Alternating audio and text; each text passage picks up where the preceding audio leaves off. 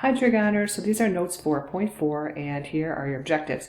Be able to determine if a relation is a rational function. Be able to find the domain, removable discontinuities, asymptotes, and intercepts of a rational function. And be able to sketch a graph of a rational function. So notice that the definition here, rational function, it's a function f is a rational function if it can be written in this form, where p of x and q of x are polynomials.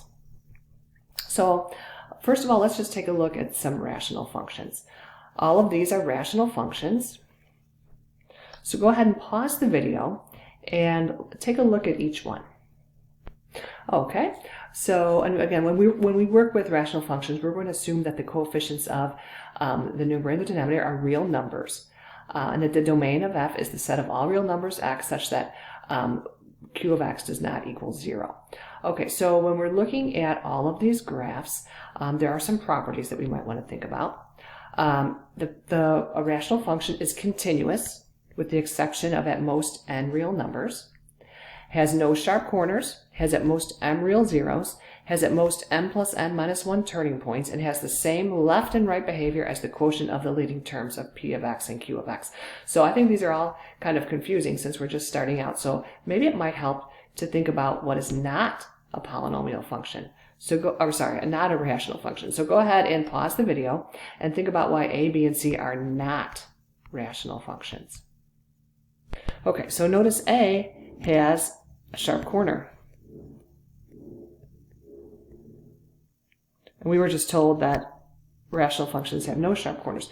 In b, notice there are infinitely many turning points.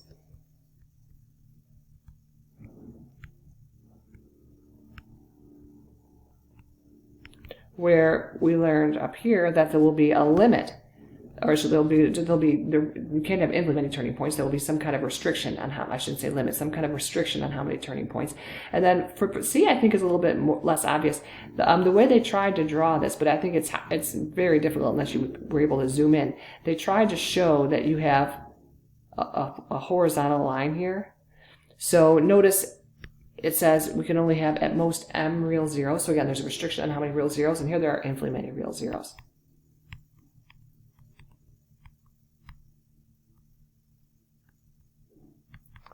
So that's why these three examples were not rational functions. So let's go ahead and talk about vertical asymptotes.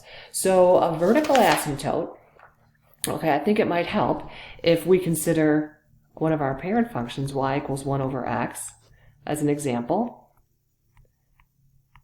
So go ahead and pause the video and read the blue box about vertical asymptotes. Okay, so for this example, we know that x equals 0 is a vertical asymptote. I like to abbreviate VA. Notice as x approaches 0 from the right, that's what this symbol means. It doesn't mean positive 0. If it's like where the exponent goes, it's in the upper right-hand corner. That means as x approaches 0 from the right, it's getting infinitely close to 0 from the right. Notice that the y value is approaching infinity. And notice over here, as x approaches 0 from the left, so that's what this means, as x approaches 0 from the left, f of x, or the y coordinate, that y values I should say, they're approaching negative infinity. I think it helps if you take a look at a calculator. So I went ahead and typed into my calculator y equals 1 over x. And then I'm going to go to table set, and I'm going to change my independent variable to ask. And now when I go to table, I can type in anything I want. So I'm going to pick something just to the right of 0, like 0.01. Notice I could pick something even closer, 0.001. How about 0.0000001? So again, very close to the 0 on the right-hand side. And notice that's a very large number, 1 times 10 to the 7th power. So x is definitely approaching infinity. What if I would to type in values of x? And notice when you're in the table like this, clear will not work. You have to hit delete if you want to delete those values. So something to the left of 0, but close, like negative 0.01. How about negative 0.001? Negative 0.00001. So again, very close to 0, but from the left, that's a very small number. negative 1 times 10 to the 6. So x is approaching infinity, negative infinity as x approaches 0 from the left. So again, our vertical asymptote is at x equals 0. Why don't we go ahead and talk about horizontal asymptotes? So pause the video and read about horizontal asymptotes. Go ahead and do that now. Actually, I wanted to do one more example before we did horizontal asymptotes. Let's say, for example, if I make up an example here, if I have y equals 1 divided by the quantity x minus 1 and multiplied by the quantity x plus 2, notice that he would have two vertical asymptotes, x equal to 1 and x equals negative 2. Okay, because again, when you look at your denominator, you cannot divide by 0, so that's why you will have an asymptote at x equals 1 and x equals negative 2. All right, let's talk about horizontal asymptotes now. This is actually a lot going on, so let's just summarize.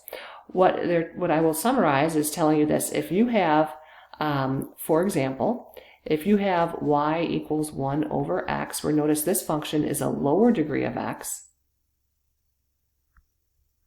divided by a higher degree of x. So in other words, in the numerator we didn't have any x's at all, we just had a constant, and in the denominator we had x to the 1.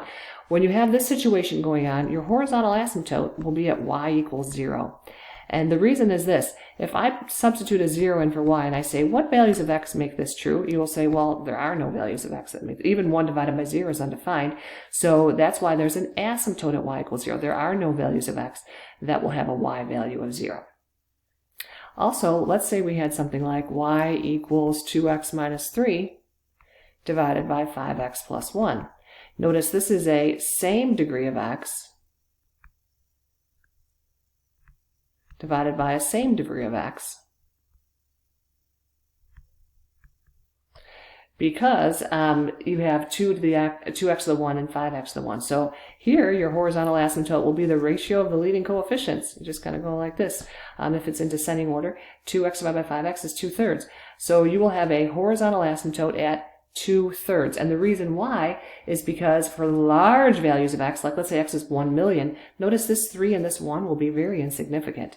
So you would think of it as, for large values of x, really, it's the 2x and the 5x that are going to be significant. Also, for very small values of x, like negative 1 million, again, negative 3 and the 1 are very insignificant. Now, this is the trickiest part, I think, for some people. What if you have a higher degree of x divided by a lower degree of x? And that's actually what we're talking about right here.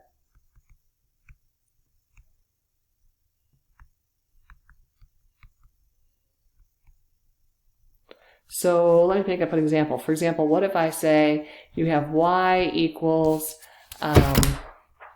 x cubed minus 1 divided by x plus 2. Okay, so notice that we have a higher degree of x over lower. You're actually going to have no horizontal asymptotes. And here's why.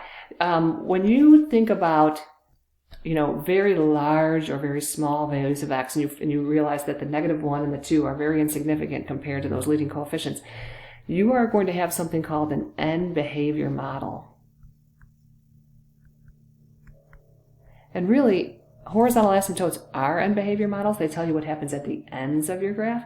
But for example, for this one, notice if you simplify that, you have y equals x squared. So again, for very large values of x, or like 1 million, if x, or negative 1, very small values of x, really, you're going to end up with something called, like y equals x squared. So the ends of your graph are going to resemble the ends of the graph of y equals x squared. So I'm not sure what's going on near the origin. Maybe you have some vertical asymptotes, or we actually do have a vertical asymptote at negative 2.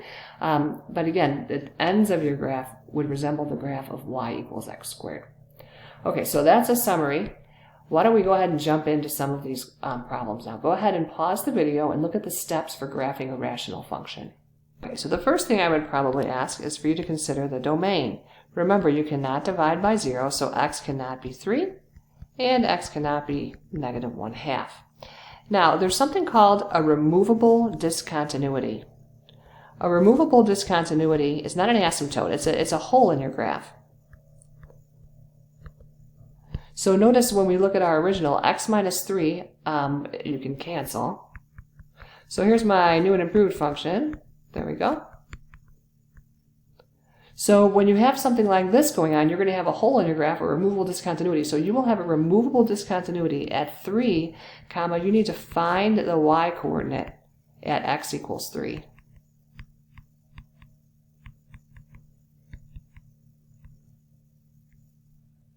3,5/7. Okay, so, and we're going to use our graphing calculator in just a minute, and I think it might be more clear that at x equals 3, there will be a hole in your graph, because again, you cannot divide by 0. Looking at our new and improved equation, you realize that there is a vertical asymptote at x equals -1/2, because you cannot divide by 0. And this is a same degree over same degree, so we have a horizontal asymptote at y equals 1/2. Now, at the beginning, we might lean on our calculator a little bit, but let's try and think about the things we could do without our calculator. So we know that there is a removable discontinuity, a vertical asymptote, and a horizontal asymptote. So go ahead and think about that. Go ahead and pause the video and give that a try. I think it's also helpful to find your intercepts. So if we wanted to find the x-intercepts, you would let the y equal 0.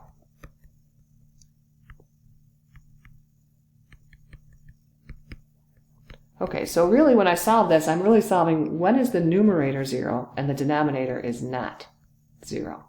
So x equals -2 is our x-intercept. If I wanted the y-intercept, I let the y equal 0. Oh, sorry, I let the x equal 0.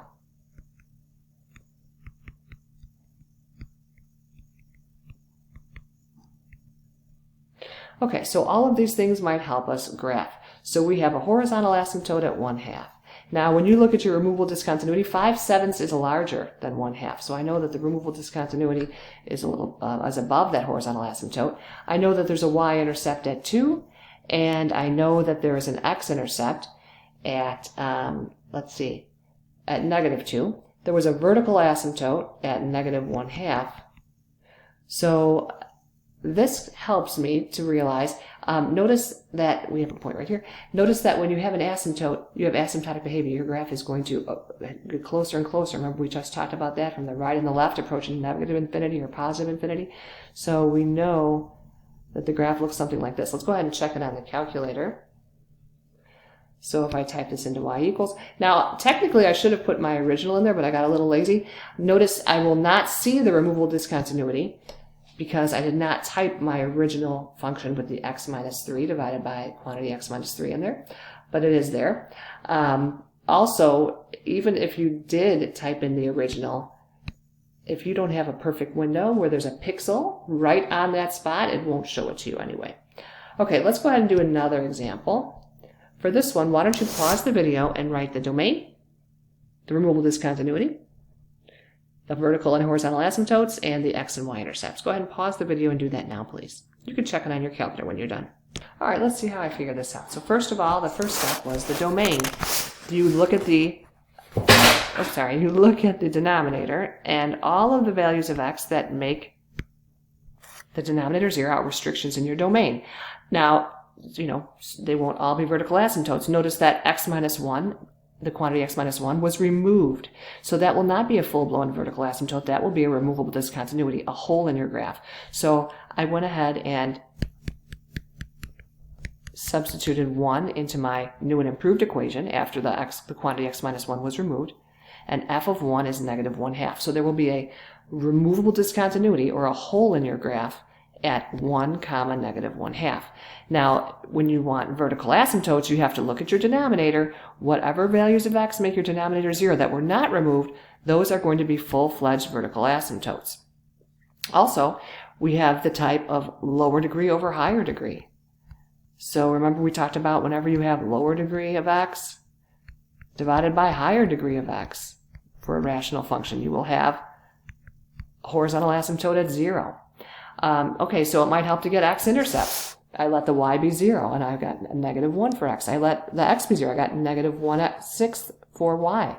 So the rest, again, I just used my calculator. If you type this into your calculator, this time I did the entire, I did the original. I went ahead and still put the x minus 1. Don't forget, your entire denominator has to be in parentheses, or your calculator will not understand what you're talking about. Okay, so when we do a graph, maybe, I don't know, zoom 4 or something, that'll work. Okay, so notice that we have 2 vertical asymptotes, and you see how I could see the removable discontinuity at 1. If I would have picked a different window, let's try zoom 6, notice that there's not going to be a hole there. The problem is there's not a pixel. There's something called a perfect window, which means there's a pixel right on, the exact number that you're right at a 1. But notice here there's not, and that's why it's not showing you. So what you could do is you could go to calculate, and you could type in 1, and notice there's no value there. But again, unless you have what we call a perfect window, which has something to do with how many pixels across the screen there are. For example, if I showed you the window right now, there are actually 31 pixels from left to right, and that's why you'd have to have some multiple. Actually, and I forgot how many pixels are. I thought it was 94, something like that. But anyway, if it's some multiple of those pixels, then there will be a pixel right where you want it to be to see the graph. So again, the hole in the graph. So again, we can't really count on that. But in Zoom 4 has those multiples. Okay, so enough about the calculator. We use that to help us find the graph. Let's go ahead and try. Number 4. So go ahead and pause the video and find the domain, the removable discontinuities, the asymptotes, and the intercepts.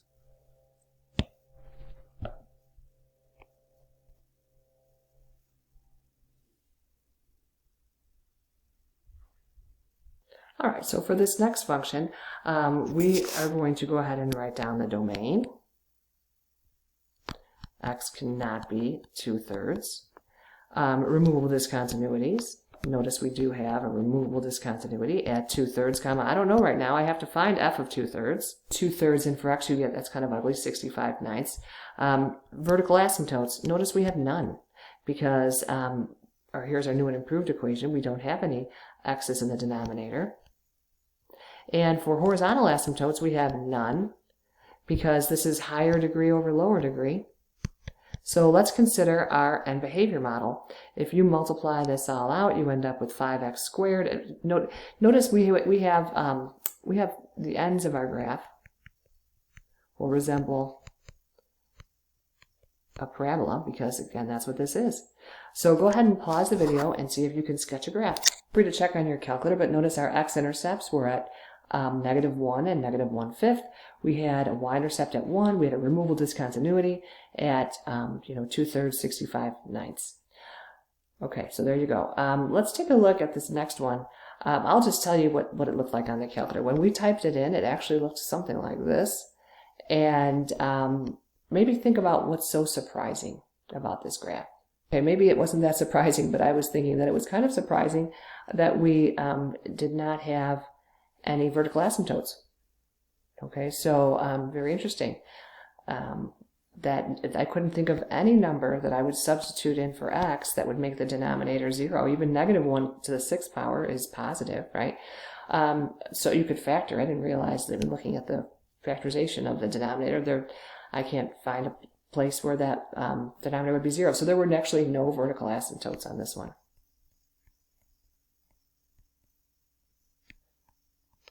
Kind of interesting.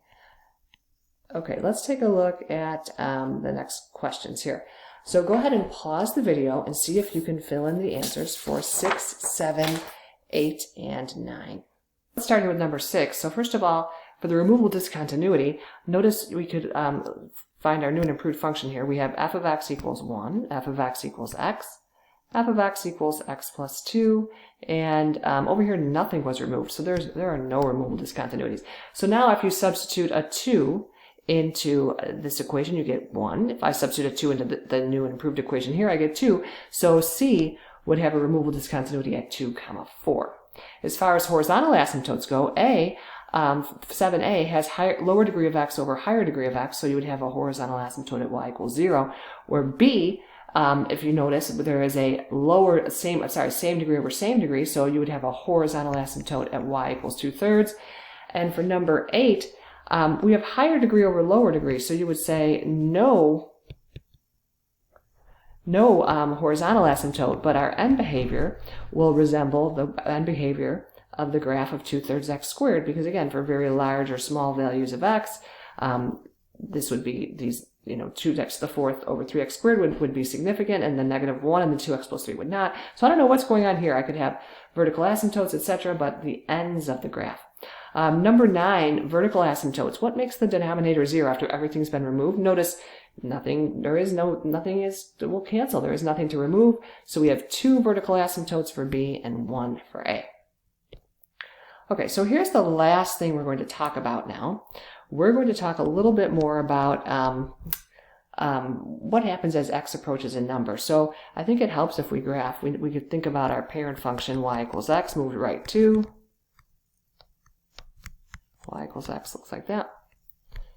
Okay, so go ahead and pause the video and see if you can fill in all of these answers. For 10, notice as x approaches 2 from the right, so this is telling you where to look on your graph. So as x approaches 2 from the right, my y value approaches infinity.